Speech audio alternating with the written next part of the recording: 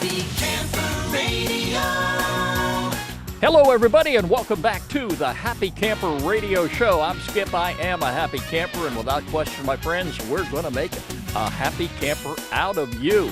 It's episode 293, and this week we are coming to you from Fort Yargo State Park. Yes, we are camping. We are not in the studio. Daniel, how are you?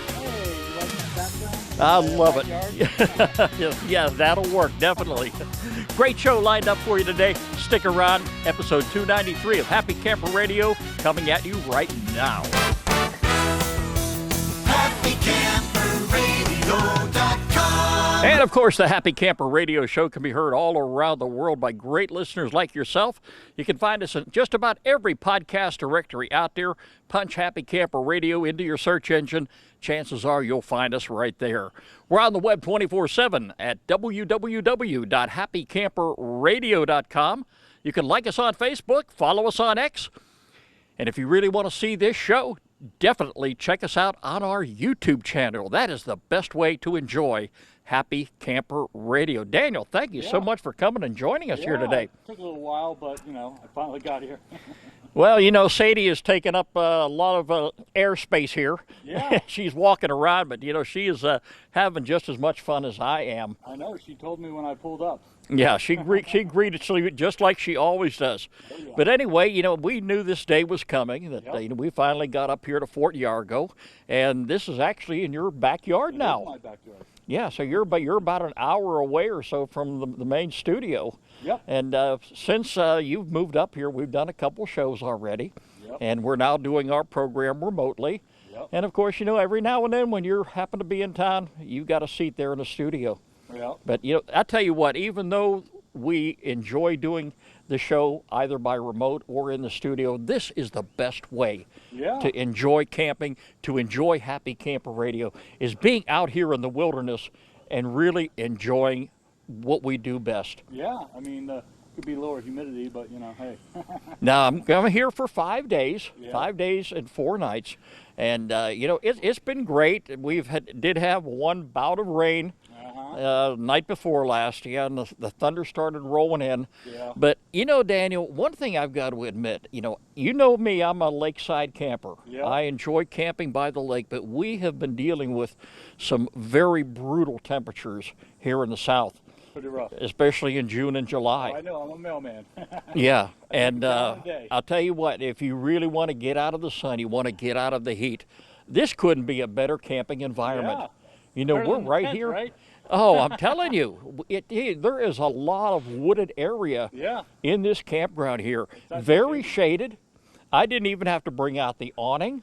Oh, nice. We have the air conditioning running pretty much full time since we've been here. Right. But, every day when I venture away from the campsite to go to the dump station, which is, being the fact that this is not a full hookup site, Right. I can get in the truck and I'm not dealing with sweltering heat. Yeah. And that is something that, I dealt with, when I'm camping on Lake Lanier or Lake Allatoona or wherever. Yeah, I'll tell you, it's great to actually be able to, feel some comfort. Yeah. Now, with the fact that we did have rain the other night, I've got a great selection of DVDs and movies inside the RV. I'm not bored. Yeah. I keep myself very occupied. Good. And folks, if you happen to be visiting Georgia, consider Fort Yargo State Park as a campground to park your RV, to park your tent. This is a beautiful campground. Yeah, let me know if you come, too. I'll swing by. Yes, Daniel now is just around the corner. Yep. Come if you need anything. I'll run the store for you. I wish I had an extra microphone for Sadie, but we talk about her. We talk about her quite a bit on the program, but she loves camping just as much as I do. And even though we're going to be pulling out on Friday, the 200 MK does not like sitting idle very long. We're going to be on our road again a week from now when we head back up to Anderson, South Carolina, and we're going to be going back up there to another great campsite that we've really enjoyed being at. So it's going to be a great time. Now, this particular campground, Daniel, I had an opportunity to drive around today. Okay. All right, and yeah, there is a lot of wilderness here. I haven't seen any deer around. I'm sure there's. There was a deer the other day I came here. It was by the trash can. Wow. Yeah. I mean, I tell you, it'll get Sadie all worked up and excited and everything. But, I just had an opportunity to drive around and thinking about, what folks find interesting about Fort Yargo. There's some good mountain bike trails. I have an electric bike. It's like an electric mountain bike. I thought about maybe trying to get that out here and do that, but it's like, do I want to stay at home and do work, or do I want to come here and have fun? It's like, do I want to be an adult, or do I want to have fun? Well, you've been bragging about Fort Yargo for many, many years. In fact, we were here probably about 5 or 6 years ago when we were both primitive camping, and the only place I did not visit today was the walk-in sites. Okay. Yeah, that was an experience I do not want to relive. All right, but we actually did a show. We actually did a show from up here back then. But I just had to venture around to see exactly what folks found interesting about Fort Yargo. Now, when I was back here, back in the day, I didn't think about checking this park out like I did. But I had an opportunity to drive around today, and there's 2 loops here in the campground section where there's a lot of RV parkers. Yep. People who are parking their RV and just relaxing, have a good time. And I'm finding the same hospitality at this campground as I do any other one I happen to visit. Nice. Every time you drive by, someone is waving at you. You can't beat that, Daniel. Is that a southern thing? I mean, do they do that up in Pennsylvania when you They come do. up there? They do. Just about, That's a southern thing. I think, I mean, I know it's a camping thing, but it's really a southern thing too. Well, it's one of those things I talk about all the time, Daniel. You're not going to find the best people in the world anywhere but at a campground. Yep. The nicest people in the world you're ever going to want to meet is going to be right at a place like this. Mm-hmm. Okay, and I've really enjoyed it. I had an opportunity to venture around the lake today. Okay. I saw some folks out there fishing, and nice. we talk about boating. It would be great to bring your boat up on this lake. Yeah. And in fact, I went by to the boat launch area. The only thing is you got to have a 10 horsepower motor on this lake. They don't allow anything larger than that. Okay. You could dive in the water and push me forward, and I think it'd go a little bit faster than that. But my pontoon boat, it's on the horizon. Yeah. You live in close proximity to this park, just like I do Stone Mountain Park. Right. Okay. Now, I've been living in Georgia 30 plus years. You've been here all your life. I have. All right, but I've seen so much of Stone Mountain Park that it's gone through a lot of changes. I couldn't even bear the thought of trying to be over there again during a holiday. Yeah. In fact, when we first moved here, and this was back in the late 1980s, we went primitive camping over the 4th of July at Stone Mountain Park. Ooh. We made the big mistake of leaving the park to go out and do something, trying to get back Big in. mistake. Yeah, we couldn't get in. Yeah. When they shut the door, you can't get back into the park. I think the only way I never did this, but when I worked there as a teenager, those were the only people that they were letting in. They were letting employees only. And I know back in that time they had different entrances and exits. So like there was another entrance or exit mostly, but that's how employees got in during those times. They still have them, Daniel, but they're pretty much closed. Yeah. I've seen them, and I like I said, I live so close to the park. There's even another one. Right. Okay. Yeah, and that's how you get in. Yeah. All right. But like I said, a few weeks back when I was up here to visit you on the 4th, this park was wow. People trying to get in here. Yeah. And after venturing around today like I did, and seeing some of the things I did, I can see why people chose this as a destination to come to. Yeah. I'm sure every spot in this campground was taken on the 4th of July. Yeah. But, I talked about this before on the program, and this is a perfect example. This particular site that we're at, site number 16, is very level. Yep. It's parked right next to site 17. We looked at these sites. We did. Probably about 3 months ago when I think right about the time you first moved up here. Yeah, it was a little bit afterwards, yeah. Right, and we got our annual pass, and that did. that offered us some 3 free days of camping, which I am definitely taking advantage Yes, of you right are. now.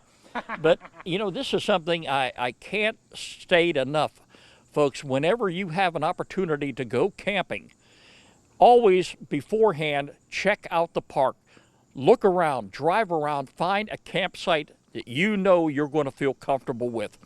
And that particular day, Daniel, that you and I were driving, I think we were driving in my vehicle, but I took out and I got out of the truck and I snapshot a few of these sites. And Site 16 was one of the ones I said, wow, if this is available, Yeah. I'm going to go ahead and book this site. And that's exactly what I did. Well, I know in earlier episodes you've talked about, like, if you're going a few hundred miles to a site or something, most of the time if you look it up on YouTube or something, someone's made a video.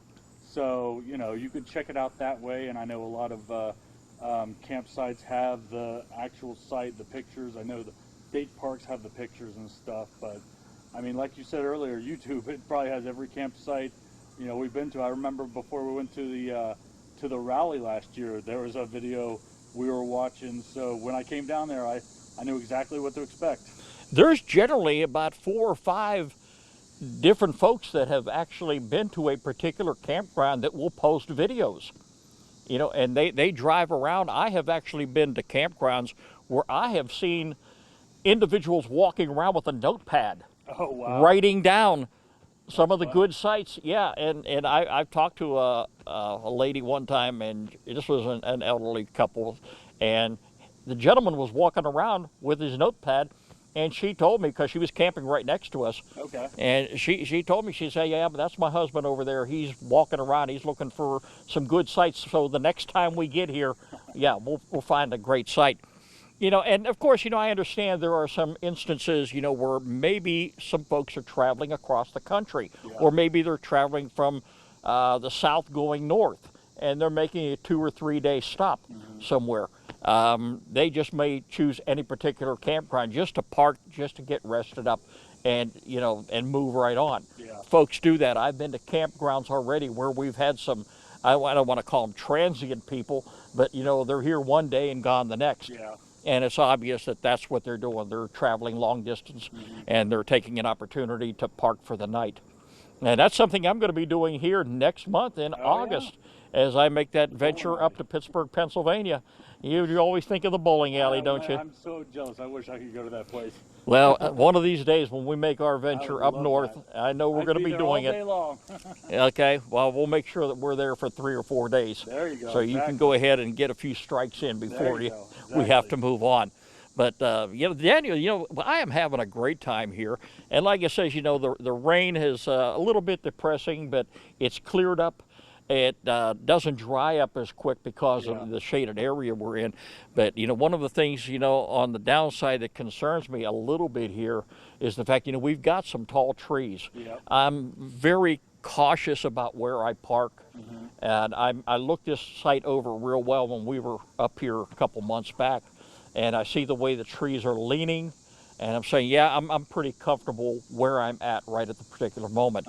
But when I hear that rumble of thunder out there, Daniel, that really concerns me, especially being around trees. Yeah. On a sad note here, a few days back, we've had 2 teenagers that just graduated from high school down in Waycross, Georgia, down in Ware County, that were unfortunately struck and killed by lightning. Wow. They went down there to do some fishing. They come back to their vehicle. And the investigation is still ongoing, but what it looks like right now is, lightning killed these 2 youngsters. Wow. And that's really, really sad. And anytime I hear a rumble of thunder, and you can see, Daniel, I've got my flagpole up. I'm flying Old Glory. I'm flying the thin blue line like I always do. But that flagpole comes down. Yeah. That aluminum flagpole, and the minute I hear a rumble of thunder, I don't need a lightning rod out here. That's for sure. When the thunder starts rolling in, the camping chairs, the ones we're sitting in, the camping recliner, they go into the covered bed of my truck, and that flagpole comes down, and Sadie and I are inside for the duration of the night. It's a little depressing, but not as depressing if I were still camping in a tent. Well, I stopped by the other day, and I still had my uniform on and everything. I came straight from work, and it was a Monday actually, and Monday's usually a pretty heavy day at the post office. But then, I drive up here. I mean, it is like 10 minutes from my house, but I drive here and it feels like I'm in a whole nother world. It's just so relaxing, and I could just feel the stress and tension and anxiety of the day just melting off me.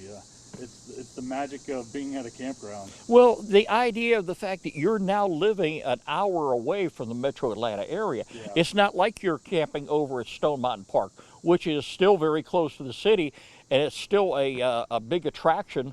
Then that park is busy round the clock over there. Unlike here, you're away from the city. So I can understand, and of course, being in this type of a wilderness situation, you're really enjoying the relaxation and the comfort.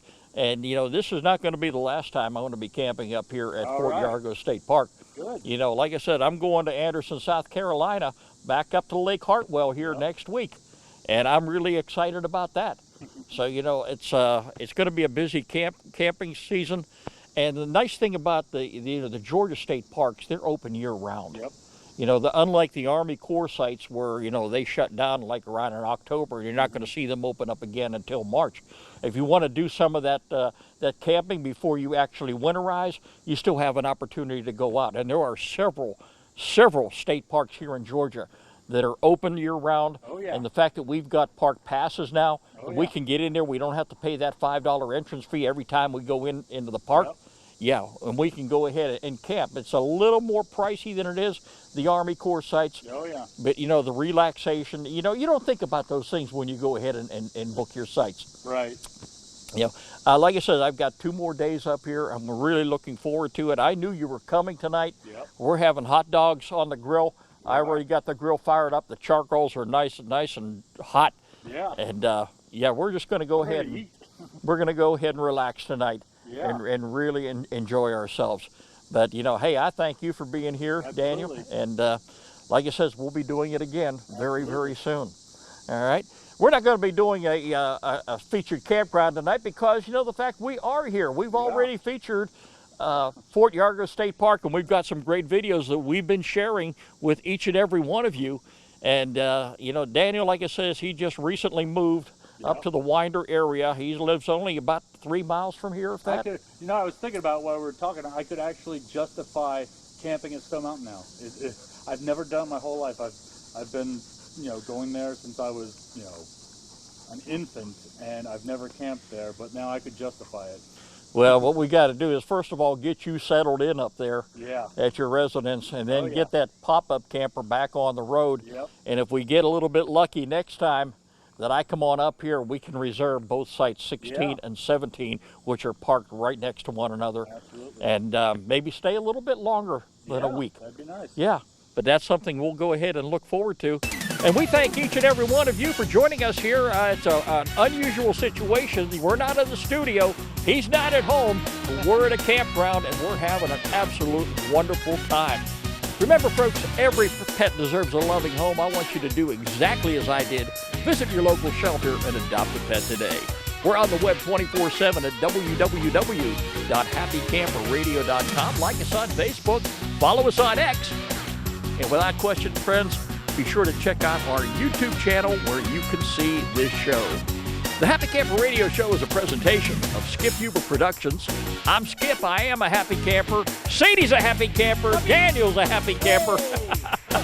And without question, my friends, we're going to make a happy camper out of you. We'll be back in the studio again real soon. Thank you so much for joining us.